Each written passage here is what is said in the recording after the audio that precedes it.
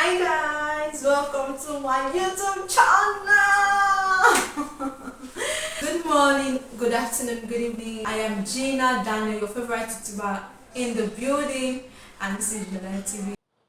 Before we go on, if you are new to the channel, on this channel, this is the first time you're seeing my beautiful face, you're highly welcome. Please consider subscribing. Click the subscribe button and join the Gina Daniel family, TV family. And also, if you're an OG on the channel, you know I love you, I celebrate you, I value you. Thank you for always tuning in to the channel. I added this part when I was creating the video, but somehow it has removed when I was editing. So pardon me for it. Welcome to my YouTube channel. It's a story time on the channel today, so listen and be blessed. So it happened in 2017. I started my journey to Nigerian law school. I was posted to Lagos campus, and in 2018, this what actually happened. But before I get to the story, let me tell you, like, give you a background, you understand, of where I'm coming from, so you can understand the story better. So when I got admission to university, 2012, I think, yeah. So my year one, year two, I became an ESCO in Nigerian Fellowship of Evangelical Students, NIFES. So then we're not allowed to serve and also be in a relationship. So because of that, I couldn't be in any relationship. Guys approached me, I'll be like, it's an escort in church in 9 first. I can't be in any relationship. And then actually I was focused on my studies. I had a goal in university, so I didn't want to actually be in any relationship. Plus, I didn't see any need for me to be in a relationship. I was young. I wasn't ready to get married. So why be in a relationship? You understand? So that was my excuse. That was my reason. I basically didn't want to enter any relationship then. So in year one and year two, I sat till I got to my year four. Then I handed over. People that were coming were maybe so ready to get married. That was number one. Like when I was in year two, there was a guy that was coming that was already ready to get married. He was really way advanced and he was done with school, so he was just coming to get married. And I was not going to get married in university. Like it was a no-no for me and my parents, my family. Like you're there to get your degree, and do other things, not marry. So that wasn't going to work out. So I didn't even bother. When like I'm getting to year three, year four, I was asking like my friends and after getting into serious relationship. And I was hoping that okay, since I'm going to graduate very soon, year five, let me start something. You understand? But now there was nobody coming. In fact, everybody that was coming was not serious or either too ready to get married. But they want to get married to me when I was in school. And basically I went through the 5 years in university without any relationship as 12. So when I was when it was time for me to pick a law school, I was like, okay, which law school should I go to? So only friend was like, choose Lagos, there are men in Lagos, some people are in Lagos, you're going to see a good man to get married to you and all that. I was like, okay. So I actually did not still choose Lagos as my first choice. I chose Abuja as my first choice because I learned there was less crowd in Abuja, and I don't like crowd, I don't like people, too many persons. So I was like, I'm going to choose Abuja as my first choice, Lagos my second choice, Enugu as my third choice, Bayelsa as my fourth choice. And so, but as God will have, but I actually made this prayer that I and my mom made this prayer that let the will of God be done in my life. Like we want Abuja, but let God's will be done. And even though I chose that the same way I chose, no, we're not posted to Abuja.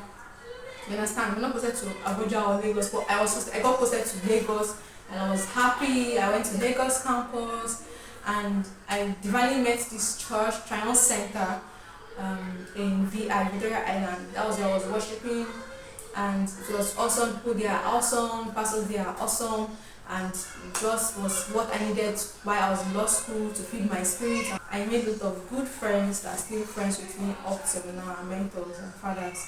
So fast forward to one particular day. So I was like in Lagos now, I'm hoping and expecting that I will get husband or people of God. Just I was hoping and expecting our husband will come right there. We're entering 5 months into law school, no husband, nobody has approached me.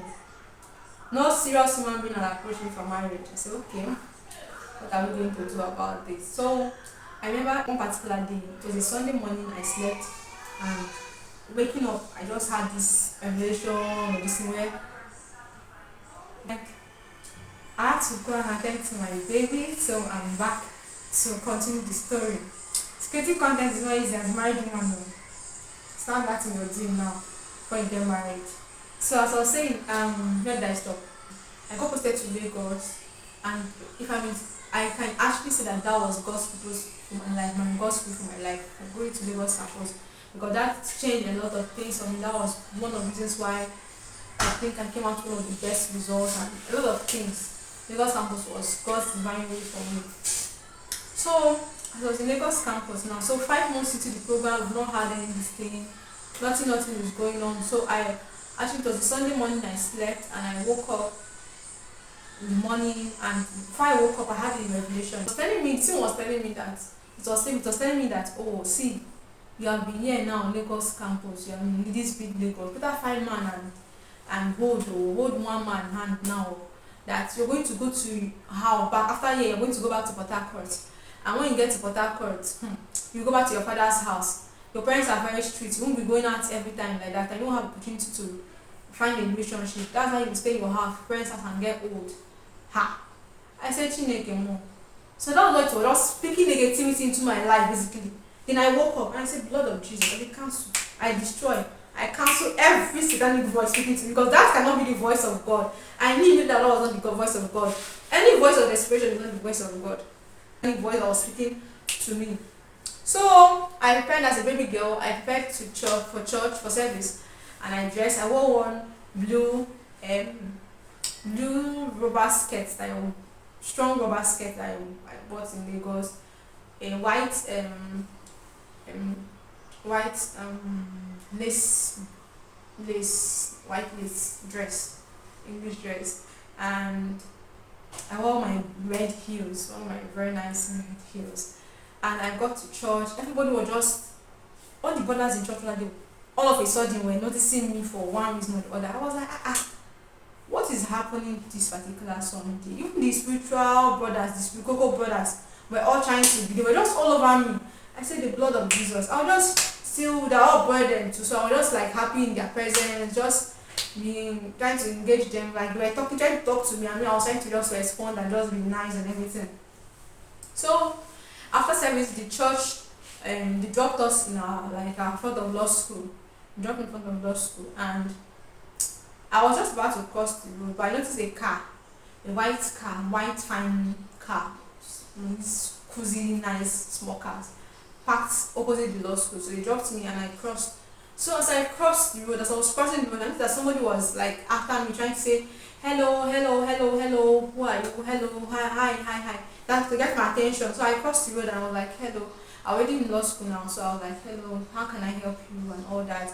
The guy was like, oh, he just saw me. I look so beautiful. I look so sexy in a very good way, conservative. Because I wasn't exposing my body, but my dress was like, the skirt was smooth up to my tummy. Then I was very slim, like, because I was not married then. I was slim, my tummy was flat. I was looking very sharp. So I was like, thank you for the compliment. I appreciate you. Thank you very much.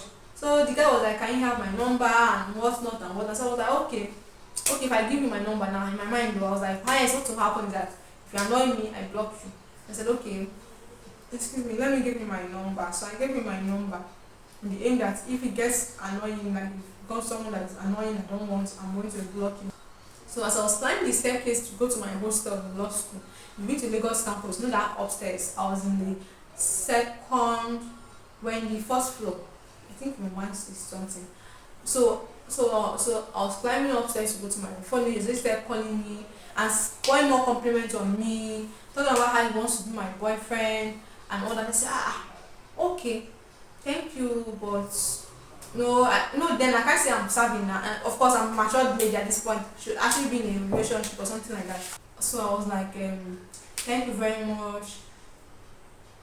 Oh, not too long again, he called me after I had lunch.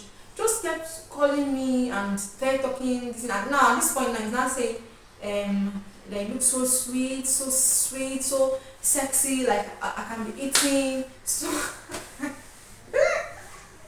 blood of Jesus. I say, what is this one? so sexy, like I can eat him, like he wants to just hug me tight, he wants to hold me tight. I said, sir, you have the wrong girl. You have the wrong person, because you can't be talking to me and talking about holding me tight and you want to hug me, you want to hold me. I said the blood of Jesus. So I told my friend, my roommate, shout out to Hope Alba, Mrs. Darlington now, Miss Hope Darlington. Shout out to Miss Hope Darlington. So I told her, she was like, sure you say you want to do for husband in Lagos now. I still husband now is pushing you don't want again. So she would we basically just make fun about it. So like, which kind of satanic person is this one? In the night he will call, like he wants to hold me tight, he wants to hug me. That day it wasn't like he's coming back to hug me, he wants to hug me and everything. I think I don't know if I didn't go. He came back again, I was like, he wants to hug me, he's downstairs. Obviously that guy must have come to meet somebody in Lagos campus. Like I'm not the only person that he came for. Maybe he came for somebody else, and maybe as he was about to leave, then he saw me. So he wants to hug me, hold me tight, he wants to kiss me, he wants to touch me. I said blood of Jesus. So I was like, I told him, I made it clear to him that I'm not the person that he wants to meet, that I'm not the person for him, and that's not what I'm into and all that. So he kept calling me for like 1 week. Sometimes I'll miss his call, sometimes he'll call, trying to persuade me and just trying to say all those nonsense to me. So, which I refused. Then I told God that let this guy just forget about me. I am not for him, he's not for me. Let him just forget about me. So I think at some point he stopped calling, and I was so grateful to God that he stopped calling. I was going to block him in that way, but I was happy that on his own he just realized that this is not the girl for him. Because it was obviously satanic scent, and if I was desperate, I would have said, okay, that was trying to pour himself on me. Let me hold him. My dear, listen, do not hold anybody. Let God hold somebody for you. Do not try to force yourself. That desperation, like we were saying in that, okay, actually part 1, to the wrong hands. Don't be desperate to get married to somebody. Don't be desperate to hold somebody pregnant, to hold a man. Don't do it, because if you get up to want the pregnancy, at the end of the day, you're still going to have a human being now to take care of. You don't have to do that to get anybody. The man that loves you will wait. So don't do that. Don't be that desperate person that will try to hold a man by getting pregnant, doing everything for him, like cooking, cleaning and everything. Then if you like do all those things, man does not want you, won't want you, and don't be desperate. So you don't fall into the hands of this. Like if I not recognize the voice later, that was standing voice speaking to me in the night. Maybe in the morning I would have taken advantage of the past the persons in the church that was preaching advances at me, or maybe the other guy that maybe the church own did not work, they will not send to the other guy that will listen. But I recognized it immediately that was a satanic agent sent by the devil to ruin my life, and I rebuked it and I cancelled it. So that is the end of our story. If you don't subscribe at this point, please do subscribe, like and comment. If you had an experience like this, you can feel free to share it on the comment section so you can hear your thoughts and know how you were able to overcome such experience. Thank you so much. God bless you. Till next time. Bye.